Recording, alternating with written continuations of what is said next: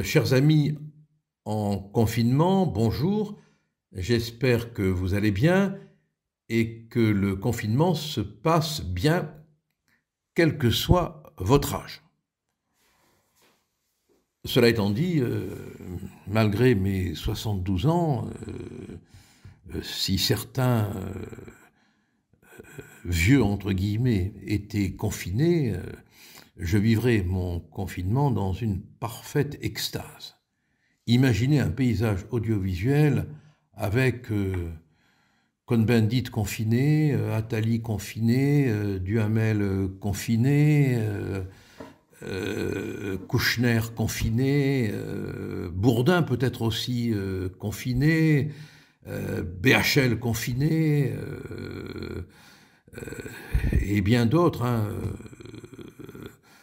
Ruquier, s'il n'a pas 70 ans encore, non, mais s'il était confiné, ce serait bien aussi. Bon, enfin voilà, il y a toute une liste qu'on pourrait établir et qui n'est pas exhaustive. Alors, avec 2 minutes de retard symbolique, notre président, qui n'est pas confiné, 2 minutes de retard symbolique par respect pour le moment d'applaudissement qui monte tous les jours vers nos soignants. Et, il faut bien reconnaître, plusieurs mois de retard, eux, bien réels, pour réagir à l'épidémie. Le président de la République des sans-masques a, pour la 3e fois, pris la parole. Quelques notes d'une Marseillaise martiale ont annoncé son apparition bronzée, oui, bronzée, sur le champ de bataille de la Marne médiatique. Il a égrené quelques inévitables banalités de circonstances et, franchement, n'a rien proclamé d'essentiel. Sinon, la date historique du 11 mai, du joli mois de mai avec son muguet et peut-être, hélas, ses chrysanthèmes. Date de libération. Nous allons donc lever en mai le confinement, si la pandémie le veut bien, sans masque pour tout le monde, malgré l'avis impératif de l'INSERM. À moins, je vous donne le truc, mais vous le savez, je pense, à moins d'aller les acheter dans les supermarchés ou les épiceries du Maroc où ils sont en ventre libre. Pauvre France, pauvre France. Le prétexte de l'inégalité dans le travail scolaire des gosses à la maison pour lever leur confinement est franchement puéril au regard des risques encourus par eux et les autres. Les plus jeunes, tout le monde le sait, sauf apparemment le président, sont des porteurs asymptomatiques.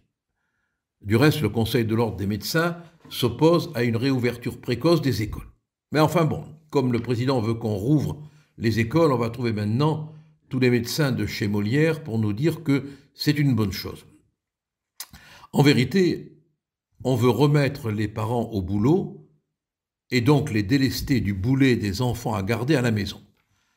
Cette première ligne des travailleurs sacrifiés sera-t-elle protégée par les masques, les tests? On recevra les 2 milliards de masques dans 2 ans. Il serait grand temps que l'on possède un état précis, certifié, de notre stock réel de tests et de masques. Au passage, il faut garder dans sa mémoire de mule du pape qu'en mars 2020, on a raté l'importation de masques parce que les hauts fonctionnaires de la santé n'ont pas répondu aux mails des entreprises françaises. Source Mediapart. Et ce n'est pas des copains. Allez comprendre. On séquestre manu militari les festivals, les universités, les restaurants, les cafés, les vieux, qui parfois sont jeunes, puisque comme disait Picasso, quand on est jeune, c'est pour la vie. Mais on lâche quelques 12 millions d'enfants dans le nuage noir de la pandémie, peut-être avec l'espoir qu'ils respecteront les gestes barrières en jouant à chat Covid pendant la récré. On n'y comprend plus rien.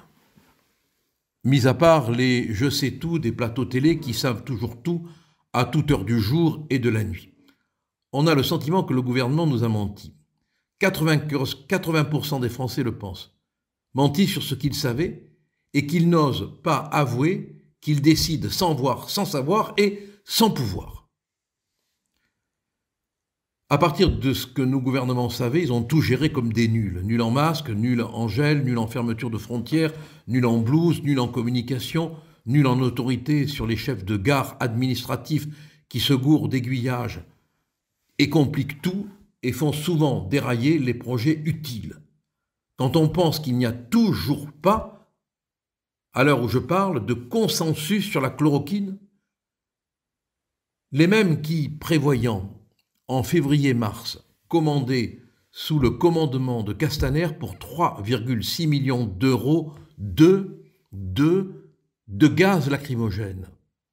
On peut comprendre la nécessité, mais franchement, il n'y avait pas urgence au vu de l'épidémie. Depuis décembre, la sirène d'une alerte européenne avait sonné tout de même.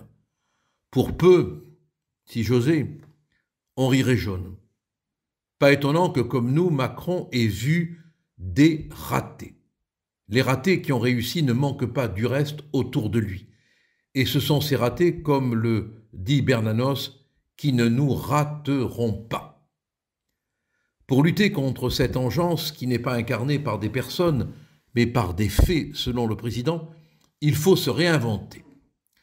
Avant qu'il se réinvente pour la énième fois, j'aimerais savoir comment il a pu s'inventer cet éventail à platitudes.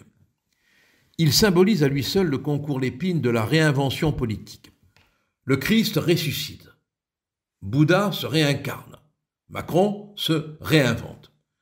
S'ils pouvaient toucher terre, ceux qui nous gouvernent, et revenir à des choses simples, à des évidences de bon sens, autant dire que cela nous ferait du bien. La souveraineté, les frontières intelligentes, le terroir, le local, le parler franc, la famille, le chez-soi, le pays. Comme tout un chacun, je ne suis certes pas le plus objectif des hommes. Mais franchement, de vous à moi, je n'ai pas perçu dans la voix normative du président la moindre once d'un sentiment douloureux. Pour le résumer simplement, aucune peine d'autrui. Désolé, ça sentait le monologue notarial de théâtre avec prompteur dans le trou du souffleur. Ça sentait l'exercice académique. Force morale du verbe qui révèle la puissance intérieure de l'action. On t'attend toujours. Ce n'est pas, il est vrai, tous les jours le 18 juin. Allez, amis confinés, confinez-vous bien, gardez le moral et rappelez-vous que si l'on n'est pas sorcier comme le disait Albert Londres, il faut être optimiste.